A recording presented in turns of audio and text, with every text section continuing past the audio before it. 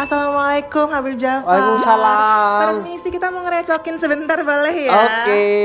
Karena banyak banget yang menunggu Habib Jafar nih.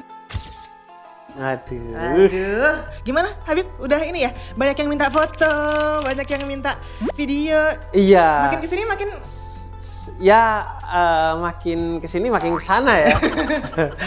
Alhamdulillah sih ya, kita pengen nemenin anak muda untuk mereka tetap semangat, tetap terinspirasi sesuai dengan jati diri mereka masing-masing. Oke, Habib gimana kabarnya, sehat? Alhamdulillah sehat. Gimana nih so far 2023-nya? Apa aja yang udah bikin pusing, Bib? Iya, yang udah bikin pusing konten mungkin ya. Karena kan fokus di konten, tapi kemarin harus haji, kemudian ada beberapa hal yang tidak pernah direncanakan awalnya, tapi tiba-tiba dapat karunia itu. Jadi akhirnya jalani dulu sambil akhirnya jadi hektik banget karena harus nyiapin konten di waktu yang sedikit karena harus kepotong sama yang lain. Jadi lumayan hektik ya.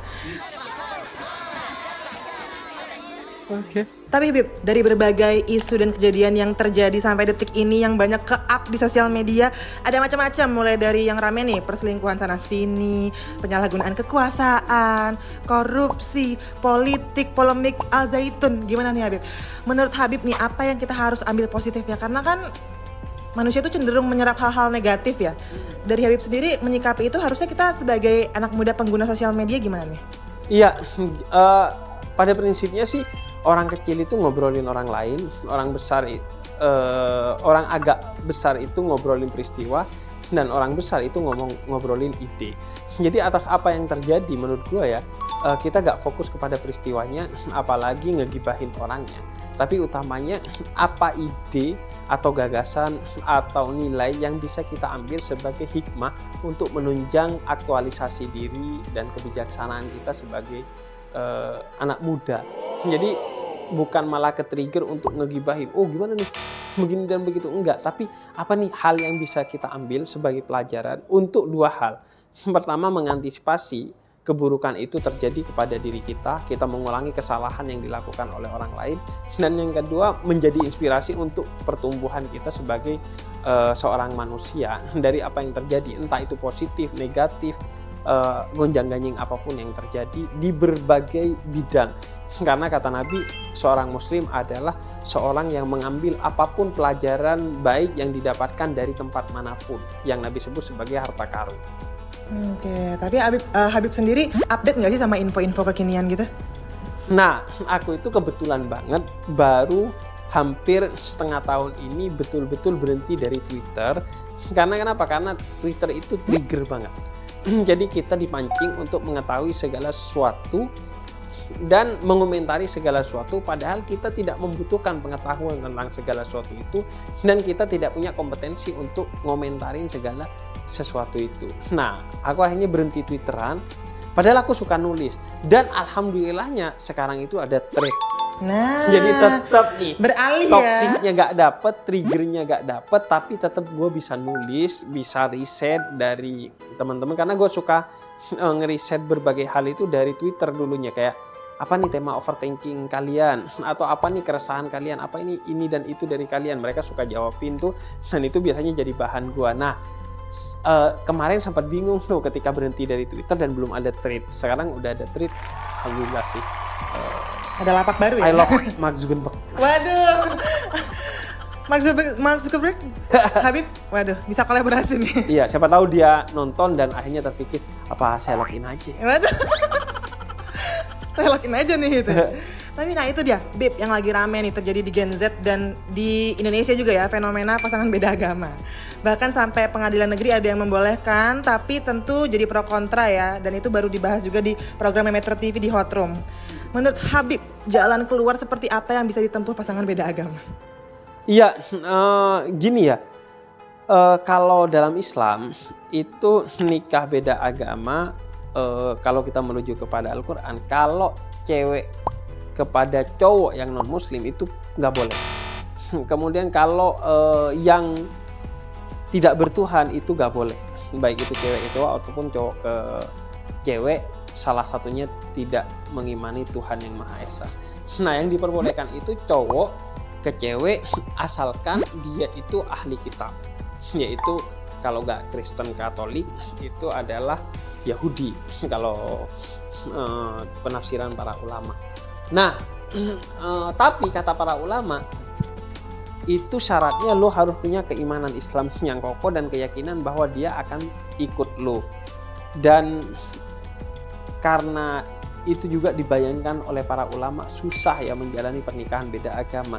Beda bubur diaduk dan gak diaduk aja susah gitu. Beda antara Persib dan Persija aja susah, Arema dan Persebaya aja susah. Mending ya udah kata para ulama dihindari aja. Nah, menurut gue sih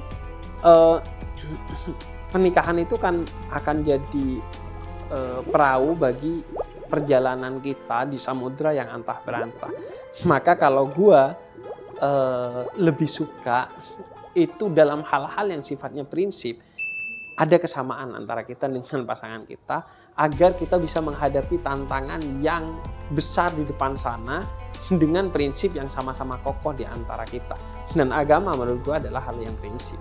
Tapi banyak lebih pada kenyataannya ya, testimoninya kan di TikTok rame nih kan, yang bilang kalau pacaran beda agama tuh lebih mulus, perjalanannya happy-happy aja, nggak ada masalah yang gimana-gimana, cuma masalahnya satu dinding itu yang nggak bisa dirobohkan. Benteng begitu tinggi, sulit untukku gapai. Gimana tuh? Nggak, menurut gue sih nggak mungkin ya yang namanya pernikahan itu mau lo beda agama, beda ras, atau sama agama, sama ras, sama dalam berbagai hal, pasti tantangannya itu selalu ada. Kecil, besar, lambat, laun, kemudian lama, cepat, dan lain sebagainya itu selalu ada. Kalau ada orang yang bilang, oh kalau pernikahan itu begini, nggak ada masalah, atau kalau begitu dia jadi enak, nggak ada. Nikah itu pasti ada gak enaknya, ada masalahnya. Jangan percaya orang yang bilang lu cepet-cepet nikah enak lu, ya enggak, ada juga gak enaknya, ada tantangannya. Apapun pernikahan yang kita lakukan, entah itu sama agama, sama ras sekalipun, tantangan itu ada di depan mata. Makanya bagi gue bukan soal lu nikah beda agama atau beda ras atau sama agama maupun rasnya, tapi lu menjalani pernikahan di saat lu sudah punya kematangan dalam berpikir dan merasa terkait dengan pernikahan itu. Kalau lu belum punya kematangan, maka masalah itu bukan hanya akan timbul dari luar diri lu dan gak bisa lu kontrol dengan baik, tapi justru masalah itu muncul dari dalam diri lu sehingga pernikahan lu akan hancur.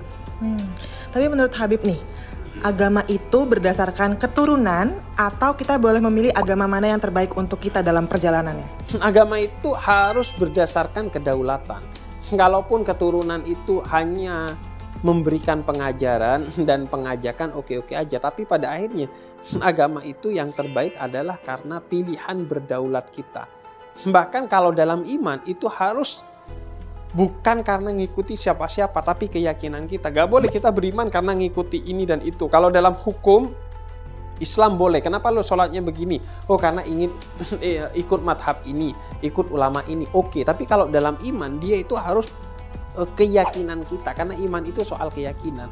Lu boleh belajar dari orang tua lu, guru lu, dari buku, dari YouTube dan lain sebagainya, tapi pada akhirnya lu harus sampai di titik yang lu betul-betul berdaulat meyakini bahwa Tuhan itu ada dan gua menyembah Dia. Dan agama yang baik, agama itu bukan karena warisan, tapi karena kedaulatan. Gitu ya Sobat Medcam ya. Nah, by the way nih, Bib, kita pindah topik kali ya. Kayaknya udah berat banget nih cinta beda agama ya. Oke. Ke masalah kehidupan berat juga sih. Menurut Habib nih, sifat dasar apa aja sih yang harus dimiliki manusia? Jujur, biar hidup lu manjur, nggak hancur. Iya. Jadi orang itu kalau udah gak jujur, hidupnya ribet. Karena dia harus menutupi kebohongan pertama dengan kebohongan kedua, dan terus aja lo hidup tidak sebagai diri lo yang sendiri. Gali lubang tutup lubang ya, Bib ya? Iya.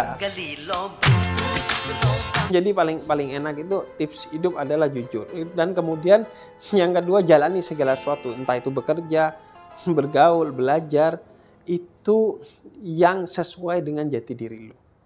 jangan lu jadi seseorang yang mengkhianati jati diri lu hanya karena agar sukses bekerja, sukses sekolah, atau sukses bergaul dengan orang lain. Enggak, capek lo kalau begitu. Jadi ya udah, jujur utamanya pada diri lo, pilih pekerjaan yang sesuai dengan aktualisasi diri lo, pilih sekolah, jurusan, teman hidup, pasangan hidup sesuai dengan diri lo. Makanya kata para spiritualis muslim, man arafa nafsa faqad arafa rabbah. Siapa yang mengenal dirinya, dia akan mengenal Tuhannya. Artinya kalau dia kenal sama dirinya, hidupnya itu berasa dikontrol oleh Tuhan, dan itu indah banget. Begitu. Kalau dari Habib sendiri nih, dari diri Habib sendiri, ada nggak sifat yang pengen Habib singkirkan atau perbaiki? Suka terlambat. Suka terlambat? Gue tuh suka terlambat. Itu yang pengen gue perangi. Kemudian yang kedua adalah ketergantungan kepada gadget. Wah. Itu juga gue lagi perangi. Kayak Gen Z ya, kayak Gen Z. Iya, khususnya ketika mau tidur dan setelah tidur. Alhamdulillah sekarang udah 1 jam. Sebelum dan setelah tidur gue gak pegang HP. Karena ya kayak tidur tuh kan momen yang sangat indah ya. Kalau lo recokin pakai HP dulu sebelum dan setelahnya, itu bisa jadi kebawa mimpi dan tidurnya jadi gak indah. Akhirnya lo mau tidur 10 jam juga bangun-bangun tetap capek. Emang dulu Habib berapa jam screen time-nya? Sebelum Untuk 1 apa? jam ini? Oh, dulu mah gak ada.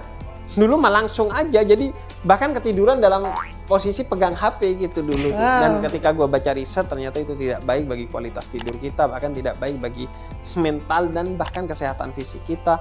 Gue mulai treatment sih. Itu dia yang mau dikurangi sama Habib, suka terlambat dan mengurangi kecanduan gadget ya. Kecanduan gitu. Nah terakhir nih kita mau nanya nih, Habib kan toleransinya tinggi banget ya yang kita lihat kan. Menurut Habib nih, Indonesia kadar toleransinya nih gimana sih? Iya, kalau kita bicara data ya, misalnya konten-konten yang moderat itu masih menguasai 20% perbincangan keagamaan di media sosial. Begitu kata Kementerian Agama. Sedangkan konten-konten yang tidak moderat atau paling tidak konten-konten yang tidak sesuai dengan nilai-nilai luhur dari semua agama itu masih menguasai 60% dari perbincangan di media sosial. Makanya gua hadir dan pengen mengajak siapa saja untuk hadir di media sosial untuk memberikan keteduhan. Apalagi nih mau masuk 2024. Betul, kan? Nah, semerawut tuh Bib kayaknya. Iya, kita tuh butuh duta-duta lucu, duta-duta entertain, duta-duta kocak. Pokoknya duta-duta yang bisa melepaskan kita dari ketoksikan media sosial lantaran politik yang berbasis kepada campaign yang hitam tadi, black campaign itu. Oke, terakhir banget. Tujuan Habib sampai 1 tahun ke depan mau ngapain? 1 tahun ke depan agak surprise karena gue gak suka ikut-ikutan politik, jadi pengennya mau belajar lagi. Semoga bisa dapat beasiswa di beberapa negara, lagi apply juga. Kemudian yang kedua pengen ngasih waktu untuk diri sendiri, entah itu olahraga, bareng keluarga dan lain sebagainya. Me time lah ya. Me time. Kemudian yang ketiga pengen baca buku lagi, riset-riset lagi, pokoknya menggali lagi lah sumber-sumber pengetahuan seperti dulu. Oke, seru banget, kita udah ngobrol banyak sama Habib Jafar dan agak berat ya kayaknya ini ya. Makanya. Waduh, Jadi gimana berat nih, loh, padahal pengennya enteng-enteng aja loh. Tapi permasalahan Ya kan saya hanya menjawab pertanyaan. Kalau iya. pertanyaannya berat, ya jawabannya jadi berat juga. Soalnya Bib, permasalahan hidup ini udah berat tuh Bib.